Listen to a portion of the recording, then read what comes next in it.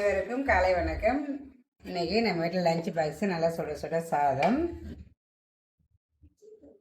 சூடான சாதத்துக்கு நல்லா சூப்பராக ஒரு முருங்கைக்கீரை கடையல்.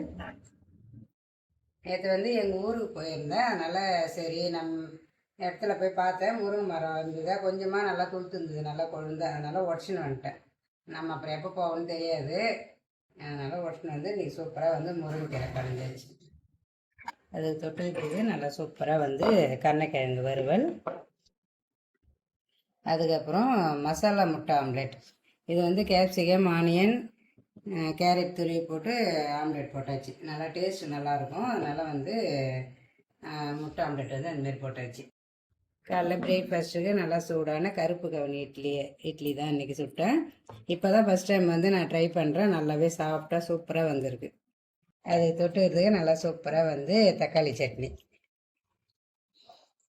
சிம்பிளாகவே இருந்தாலும் சுவைய மனம் குறையவே கூடாது. சூப்பராக எனக்கு லஞ்ச் பாஸ் வீடியோ முடிஞ்சு நாளை இன்னொரு லஞ்ச் வீடியோவில் பார்க்கலாம். பாய்.